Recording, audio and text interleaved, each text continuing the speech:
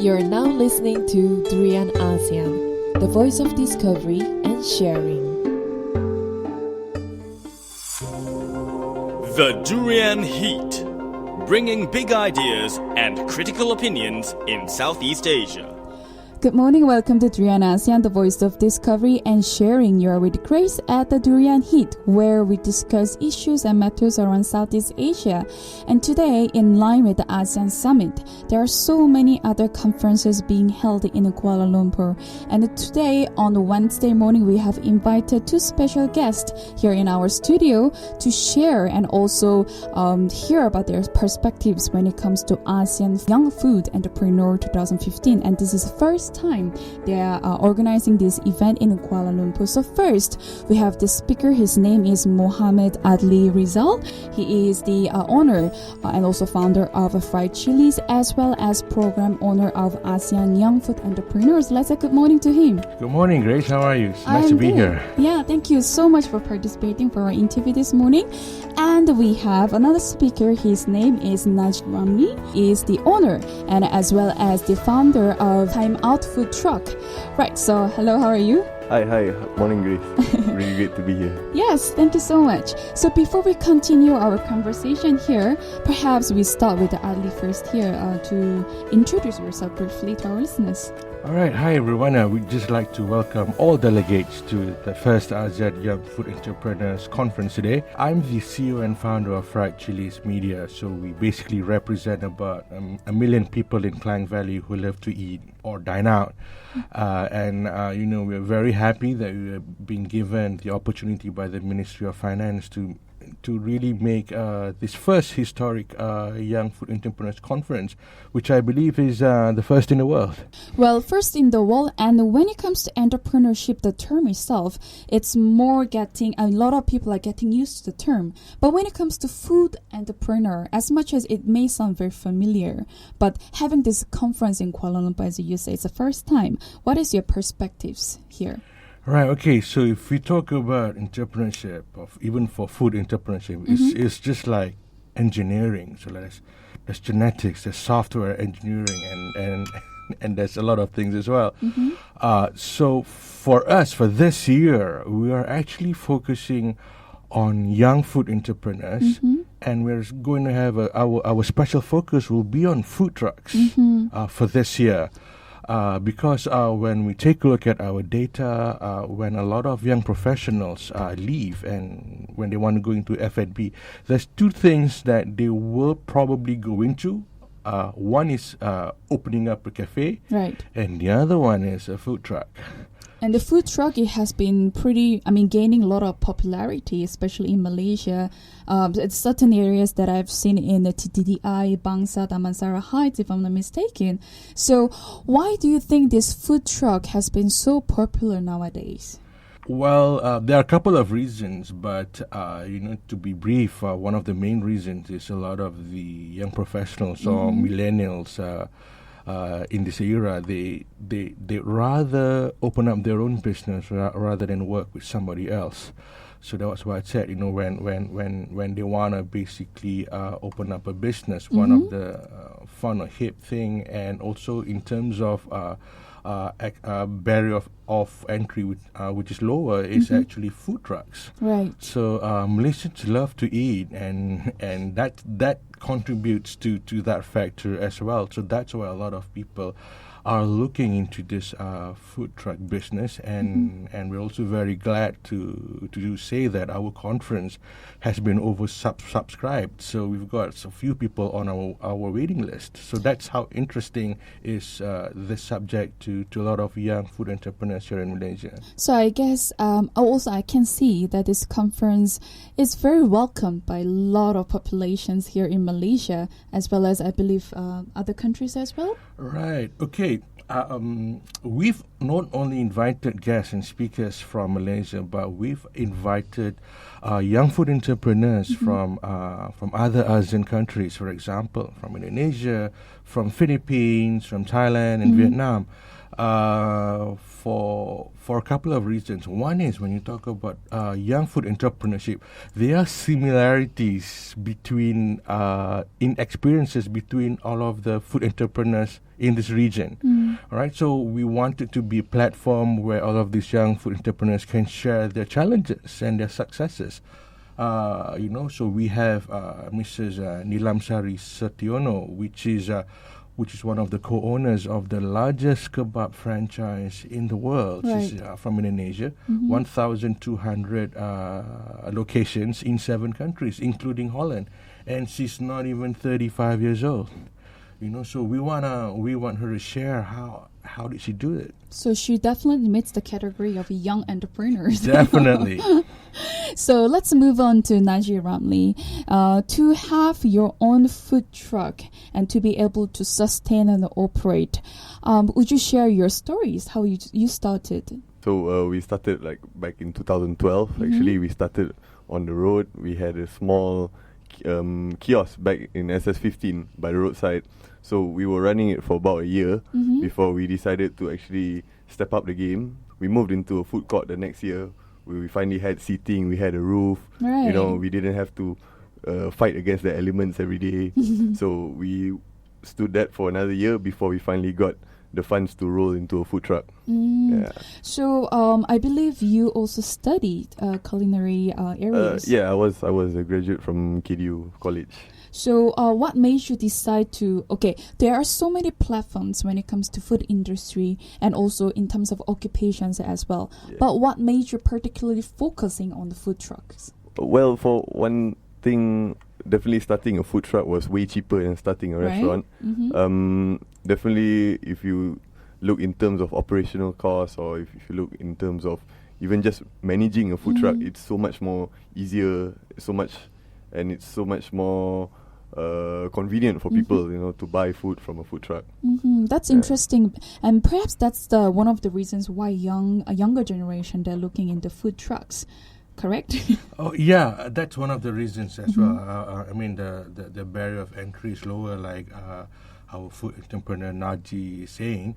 And it's actually very hip currently. It's a trend, but the way we view it is a trend now. But it's going to be a solution to a lot of the F&B problems in Kuala Lumpur in the future. So it's just not going to be a fad. So that's why we are supporting the food truck industry here in KL. So the conference has started from today, and I would love to know what are the things that all those participants can expect from today and tomorrow. Right, okay. You don't want to miss Najee's speaking session. Sure. He'll be talking about, what are the top 5 challenges when running a food truck. It's really fun, but you gotta wake up at 4 in the morning and go to the pasar, to buy stuff and haggle and stuff like that. There are pros and cons. So the idea for the conference is very simple. We want people to know behind the scenes what it takes to actually really run and manage a food truck, and then decide whether is this a business that they would want to do. And we want the food truckers to share knowledge. So the conference is divided into 2 days. So day 1 is a bit more technical. So day 1 is all about all of our food truck heroes such as Najee. So we've got Adly from Little Fat Duck. We have got Nizar from Cowboys. They'll be sharing different things on the food truck elements, like Najee's talking about, like I say, he's talking about the challenges. Adly from LFD will be talking about how do you sustain the first 12 months, which is actually very important.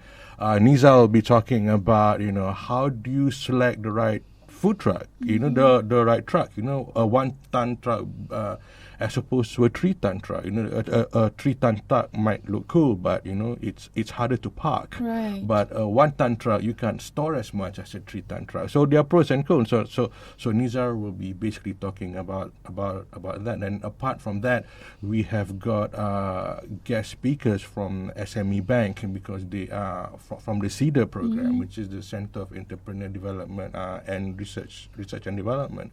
So basically for CEDAR, what they'll be be doing is they'll be sharing with us what are the top 3 failures and top 3 successes they see when running a business, which is very important, you know. So one of the things that they highlight is the business partners fight, which is a true element. Right. So for this conference, we can expect so many things and also very insightful experiences from speakers as well. And will there be any sort of interaction and activities among participants?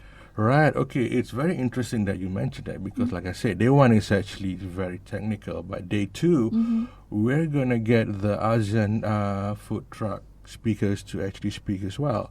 So we are bringing in people like Nita from Kau Kau Burger Malaysia, Renji from My Burger Lab, and of course Mrs. Nilam Sari from Baba Rafi. They'll be talking about how they expanded beyond their local market, all right, which is very important. Nita opened up in Singapore, and My Burger Lab opened up in Cambodia. So how did they do it? That's part 1. The second session is also very interesting because the second session we are flying in the chairmen and the presidents of food truck associations in this region. So they'll be speaking about the food truck industry in their market, in their countries. And to close the conference is where the interaction happens. We're having a food truck beanbag roundtable. So wow, yeah. So that it's not gonna very refreshing. So it's kind of hip. So there's no round table. It's all we're gonna put all beanbags in a circle. Everybody sits on a beanbag, right? And we're gonna be inviting everyone from the food truck ecosystem, from local and overseas, to sit down and to talk about the industry. And the objective is to look at how food entrepreneurship and food truck is very closely related. And if you extrapolate to the next 20 years, how the food truck industry can actually help the national economy, which we believe that it truly can. It's very interesting, and then I hope and I wish all the participants as well as our listeners do not miss chance, especially day 2, because you will be able to think at the regional level how to push yourself, not only thinking about Malaysia local businesses, but how you can push yourself further in the ASEAN region and then furthermore worldwide. So before we continue our conversation with these 2 special speakers, let's take a short break, and then when we come back, we'll continue our interviews.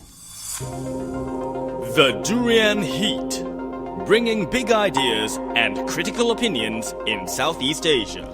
Welcome back to Durian ASEAN, the voice of discovery and sharing. You're at Grace at the Durian Heat, where we discuss the matters and issues around Southeast Asia. And I've been speaking with these 2 special guests, and who will be there at ASEAN Young Food Entrepreneurs 2015 in Kuala Lumpur.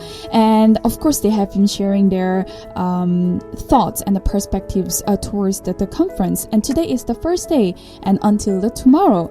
So before we go back to the topic of this conference, let's talk about a bit of issues and problems that have faced from personal levels when they have been running the food trucks as well as being involved in the food industry.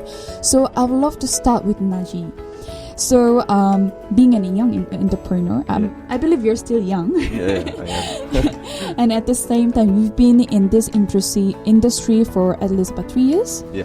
So, could you share your experiences? What are the hurdles that you have faced so far? Right. Well, first and foremost, I definitely want to say that not everybody believes in a young man's dream.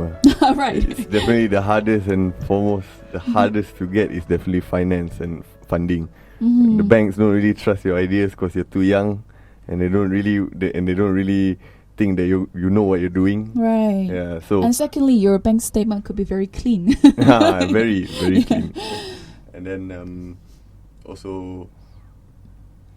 So you mentioned about the finance problem. Yeah. But did you start this company by yourself, or you had a small team that run together? Well, yeah, we did start by ourselves. Actually, we started with me and my partner first, and then we slowly grew the team into what we have today. We have about a 6-man team now, running management levels. Right. Yeah. So did you, start using your pocket money first? Your own money? Yeah, we actually use about 1,000 ringgit. Yeah, Yeah. that's how we started the company, with just 1,000 ringgit. Mhm. And we grew it into basically what it is today, lah, with a food truck and a cafe and a fully fledged catering service. So along the way, I'm sure there are lots of ups and downs to run this business by itself, not only financially but also sustain this business in terms of quality and also to get feedbacks from people as well. How did you manage to do all this? Well, it's actually a step-by-step process. You can't really rush into everything. You got to really break it down and actually tackle the problem slowly, one by one. Right. So definitely, first and foremost, the priority was definitely funding. We had to get that straight first, and then only we actually started thinking about operations, how to control the quality of the food, because the food truck is constantly moving up and down. Exactly. And you're not refrigerating it constantly. You know, it's 4-hour period, and then maybe you're on the road for another 2 hours, and then Yes. only you get to turn on the chillers again. So yeah, that was another problem also, controlling the quality. And then basically you're just managing it itself, because like us, we actually run a 3-ton truck, so parking was an issue. Yeah. Do you need to get license to park a food truck at certain places? Well, we would love the license, but the license don't actually exist for food trucks like us. Right. Yeah. Talking about other issues when it comes to these food businesses, how far did you see yourself running this business when you started? Well, actually, when I started, the goal wasn't really a food truck. The end goal is actually like mass manufacturing, import and exports. You know, the food truck is just merely a stage that I have to go through to achieve the bigger goal. So how many teams are there in your this business so far? It's just you and your partner still, or you have more people that are involved? Yeah, we have another 3 more people that are involved, but mainly me and my partner, we still manage most of the bulk of the operations. So the few people there who have been running this business so far, of course, having more people it'll be more helpful. But along the way, there'll be clashes when it comes to ideas sharing, and a lot of conflict when it comes to pushing this business further. So would you share more on that? Yeah. Well, I guess you just have to make it clear with everyone that everybody has to be on the same page. Everybody has to have the same direction of where they're heading to. Like for me, I really do see this business growing into an international business, import and export. So that's why I really ensure the team is always constantly on the same direction as us.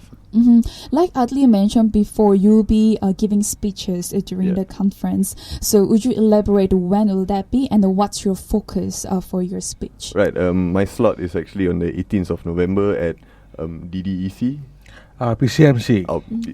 So the conference for us is going to be held at the AYFE conference location, which is at the official location is Hall 1 of 1 AES, Jalan Kiaping. So that's actually very close by the Prince Scott Medical Center parking lot. Right. So then let's continue the conversation with Adly here. Okay. I'm sure you have been in this food industry for some time already. And also you yourself personally have been facing a lot of problems and ups and downs.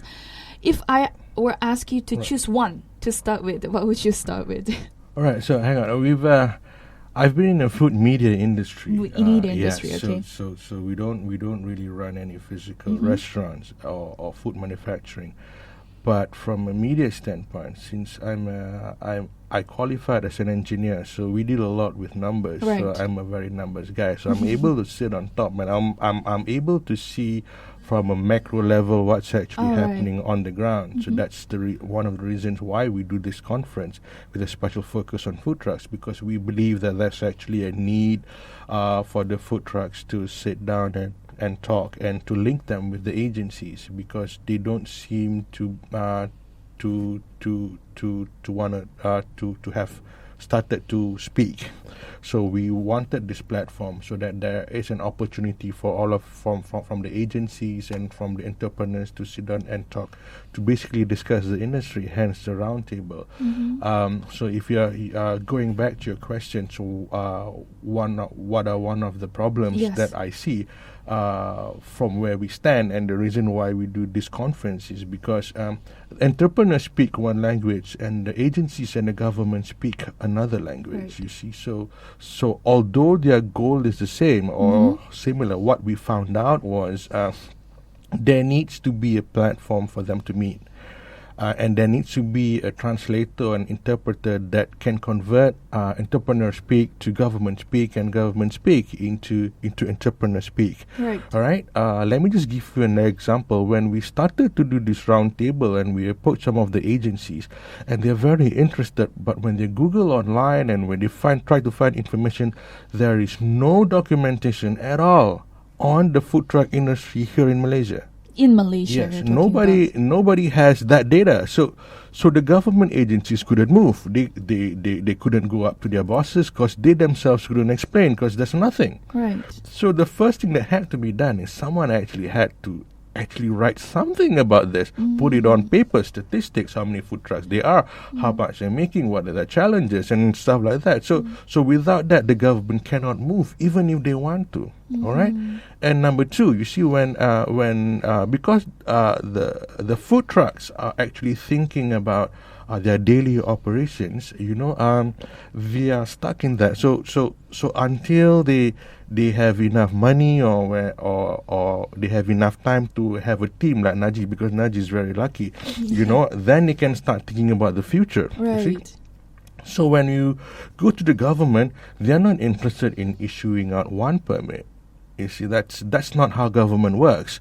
Government works by thinking about how, by helping this industry, will that help the national economy. All right, so you've got to approach it from that standpoint. So what Najee said earlier on is actually very true.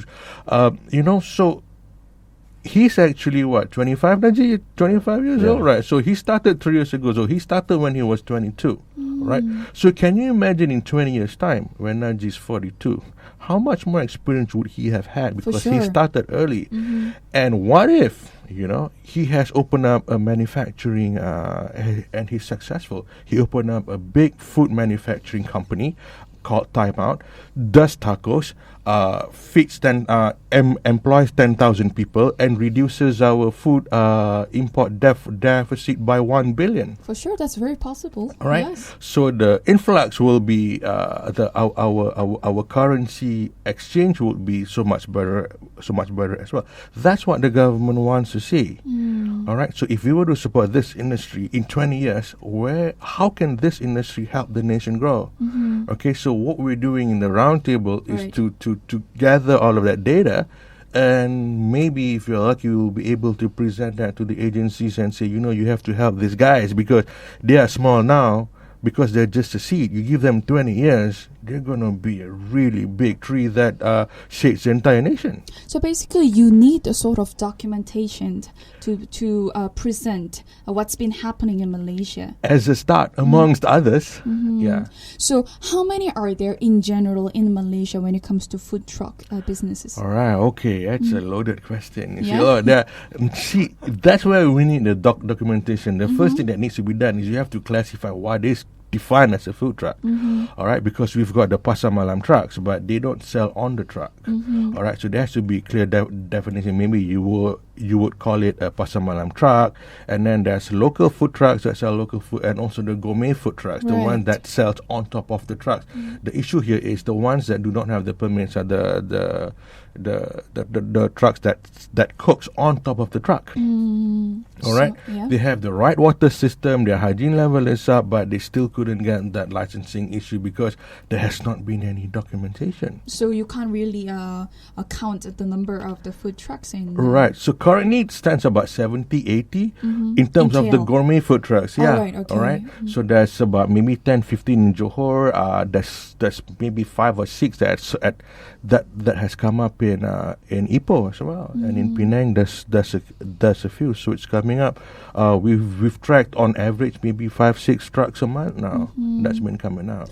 Well, my next question is the mindset of a younger generation nowadays when it comes to entrepreneurship level. I'm sure when they want to start a food truck, just like how you imagine it to be, they just started with a very good idea, but some of them might have just shut down their food trucks because of sustainability, and then perhaps along the way they met so many difficulties, they sort of gave up their dream and they go to the other areas, right? So I'm sure this platform, having this conference, will give a lot of opportunities for them to think differently at the different level. Yeah, wow, Grace, you've just basically summed up the spirit of the entire conference. You know, that's what it is. We want the food truckers themselves to impart and share knowledge on what it is to run the whole business. And yeah, you know, when you talk about entrepreneurship, businesses fail.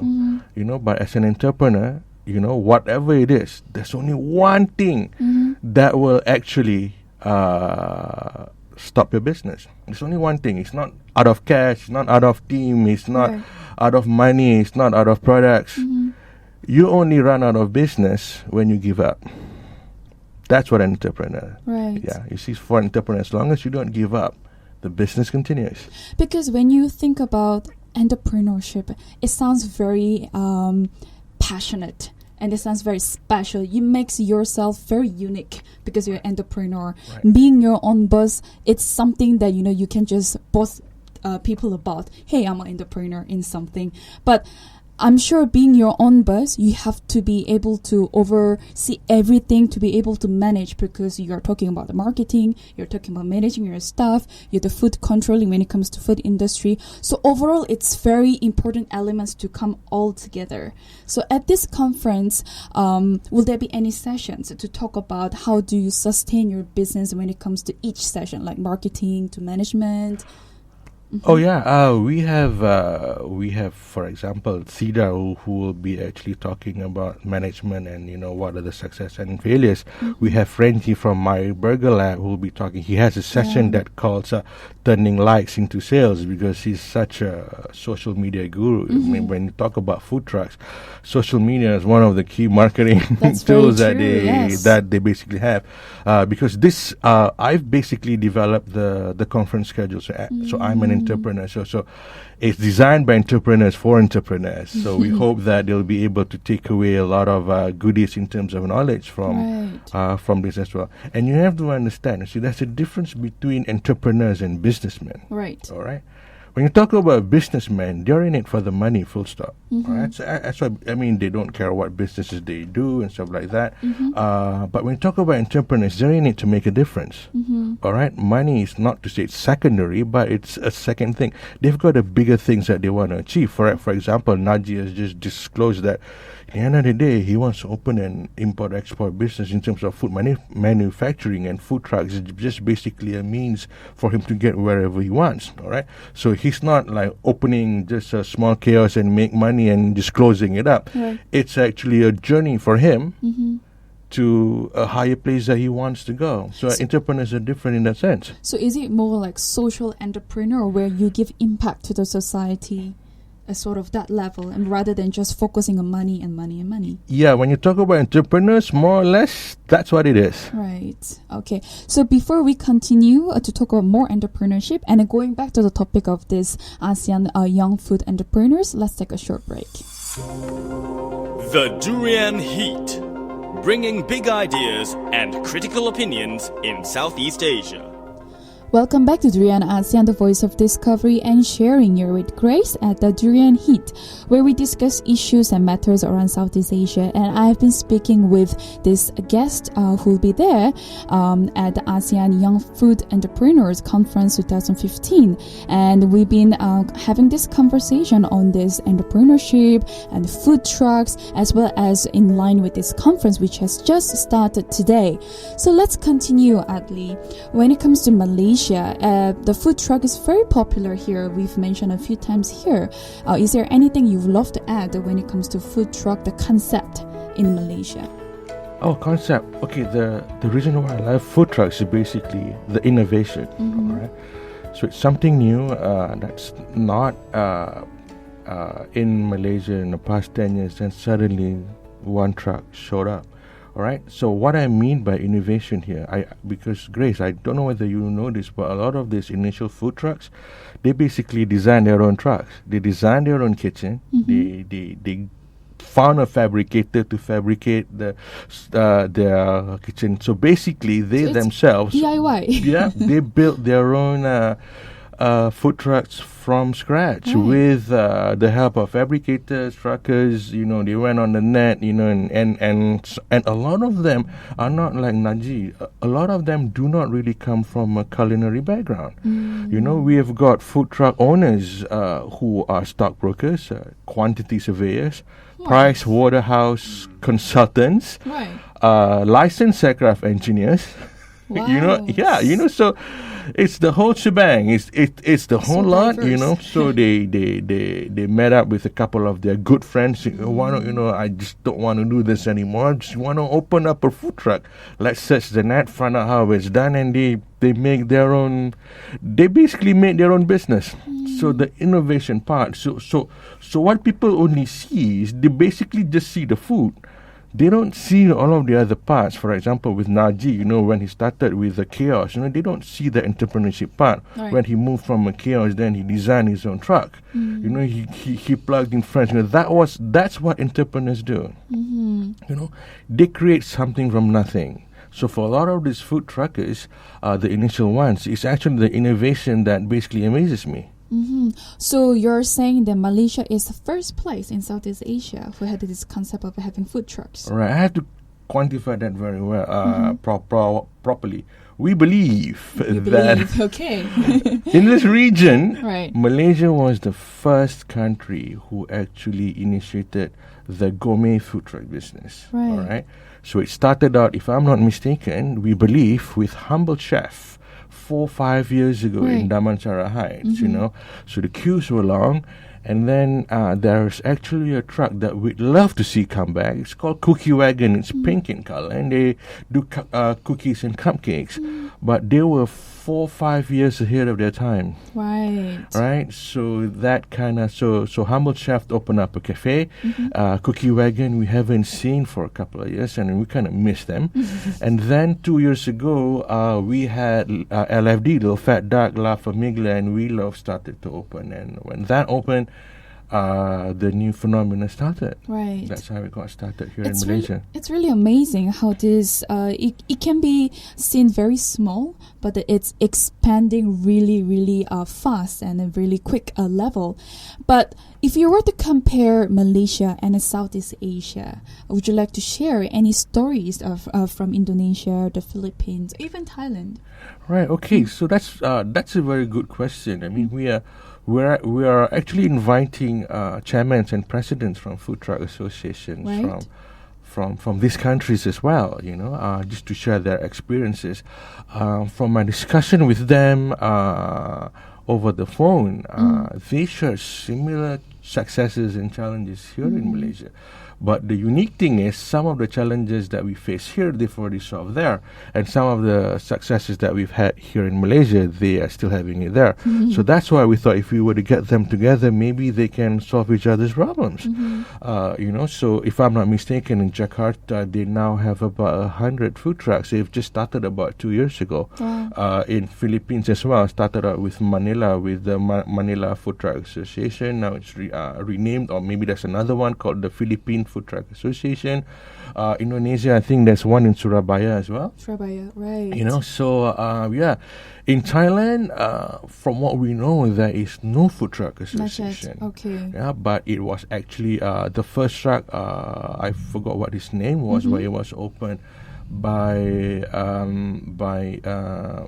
non-Thai. You know, they opened up a burger truck. Right. Okay. You know, and things got picked up from there. I mean, if you to extrapolate how this idea of a food truck happened is because I think a lot of us who follow the food truck industry, or if you're a food truck fan, you kind of know that it started out from New York about 9-10 years ago. And then, you know, and they at that time faced the same problem as what the food truckers in this region are facing now. It's just that we are 6 years behind. All right.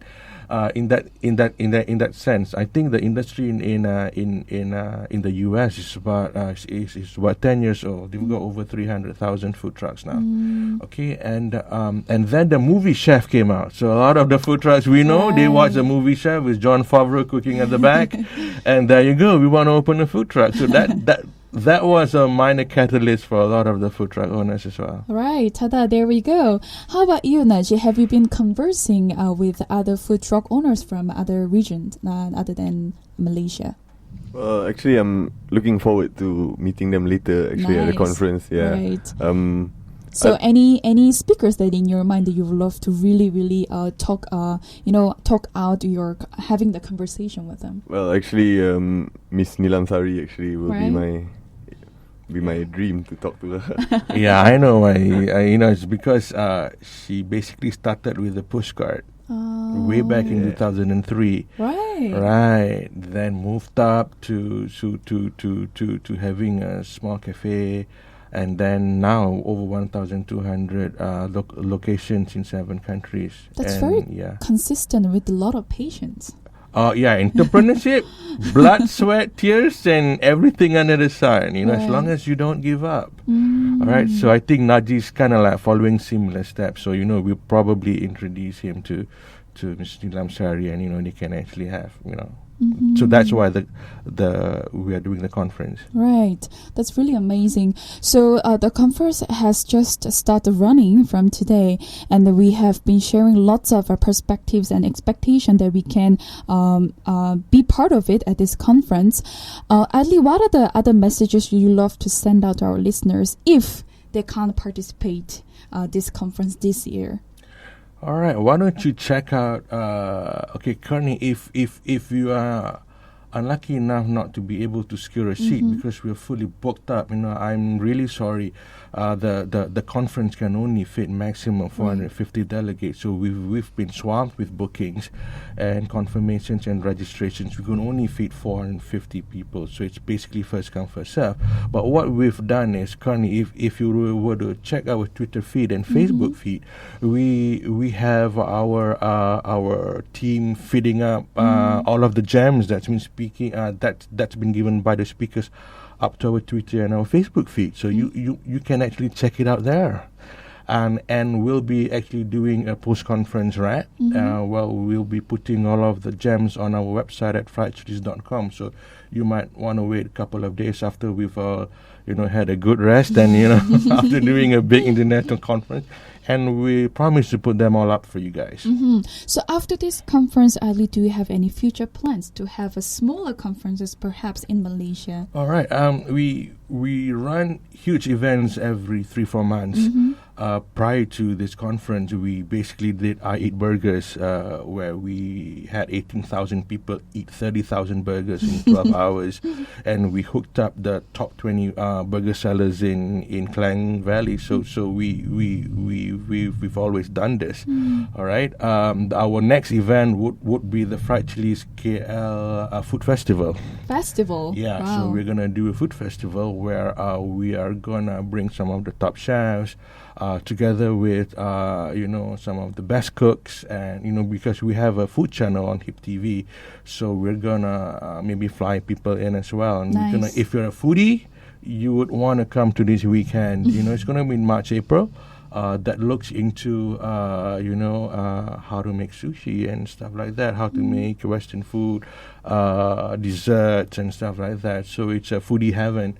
And of course, our I Eat Burgers and our I Eat Nasi Lemak events are coming again next year in November and also in August. So this, though, coming up events is open to everyone? Yeah, and also this there is will be open to no everyone. limited seats? Yep. So our last Nasi Lemak event, we nearly had to close down the conference hall because there's fire safety, right? So, so when you have 18,000 people in 6-7 hours coming to a conference hall, so that's a bit of a challenge for us. But we thank each and every one of our fans for making it a success. So we're also very happy to welcome all of the AYFE delegates to Hall 1 of 1 AES today as well. Yeah, brilliant. How about you, Najee? Do you have anything to add before we end our interviews? Any messages to especially young entrepreneurs out there? Yeah, I'd like to tell them, don't give up. Keep on searching for your dream and keep on pushing yourself over the limits. What was your driving force to continue this business? my driving force was basically just my end goal. You know. Your end goal, Yeah. right? But- So you do vision yourself in the near future. Yes. Yes, That's I do. amazing. How about you, Adly? Do you have any messages to our listeners and young entrepreneurs out there? Well, we hope you enjoy the conference, Mhm. and we hope that with this conference, we make a difference. Mhm. That's the whole idea All right. for us at FriedChillies to make a difference in this region. So all the best to you, Thank Adly, you. and the Najee Thank for you. the conference as well, and as well as upcoming future events. And I hope our listeners can participate in future events more and more, and then be part of it and learn to grow as entrepreneurs. Thank you so much. Thanks, Thank Grace. you. Thank you, Grace.